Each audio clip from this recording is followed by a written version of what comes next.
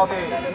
পাশাপাশি মুক্তিযোদ্ধাদের যারা ৭১-এর স্বাধীনতা যুদ্ধে আত্মাহুতি দিয়েছেন, যারা এই মুক্তিযুদ্ধ করেছেন, আমাদের মা বোনরা যারা আত্মাহুতি দিয়েছেন, ইজ্জত বঞ্চিত হয়েছে, তাদের প্রতি সম্মান প্রদর্শন করছি।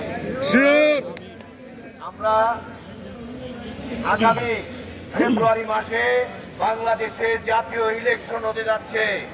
আপনারা ইতিমধ্যে দেখতে পেরেছেন সারা বাংলাদেশে কে বা কারা বাংলাদেশের এই ইলেকশন যেন না হতে পারে তার জন্য সর্বোচ্চ ষড়যন্ত্র করছে। এই ষড়যন্ত্রকে রুখে দিতে হবে। ১৭ বছর আন্দোলন সংগ্রাম করেছে ফ্যাসিস্ট হাসিনার বিরুদ্ধে। আমরা জানি ষড়যন্ত্র কিভাবে রুখে দিতে হয়। বাংলাদেশের মাটিতে এই ফেব্রুয়ারি মাসে ইলেকশন হবেই হবে। বিজয় হবে সারা বাংলাদেশে। জিয়াউর রহমানের সন্তান দীর্ঘ প্রতীক্ষিত ১৭-১৮ বছর পরে আগামী ২৫ তারিখে বাংলার মাটিতে ফিরে আসবে। সেই দিন থেকে বাংলাদেশে জাতীয় ইলেকশন শুরু হবে। বাংলাদেশে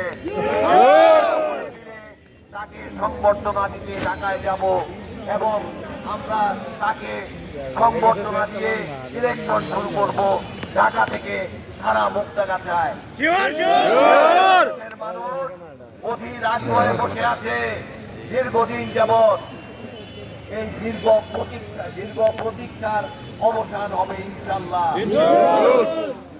বিগত জুলাই আগস্টে যে আন্দোলন সংগ্রাম হয়েছে, ছাত্র জনতা শ্রমিক ভাইরা যে আন্দোলন করেছেন, তাদের আত্মার প্রতিও সমবেদনা জানাচ্ছি।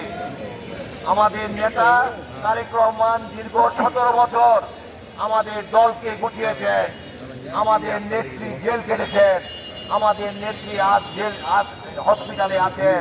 আমরা সকলে ওনার জন্য দোয়া করেছি এবং আমাদের এই দোয়া অব্যাহত থাকবে আমাদের নেত্রী হসপিটাল থেকে বের হয়ে আসার আগ পর্যন্ত।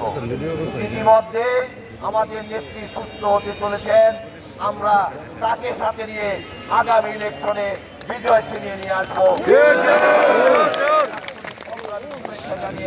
বিজয় দিবসের শুভেচ্ছা জানিয়ে এবং এত ভোরবেলা সকলে এখানে উপস্থিত হওয়ার জন্য সকলকে ধন্যবাদ জানিয়ে আমি আমার বক্তব্য এখানে শেষ করছি।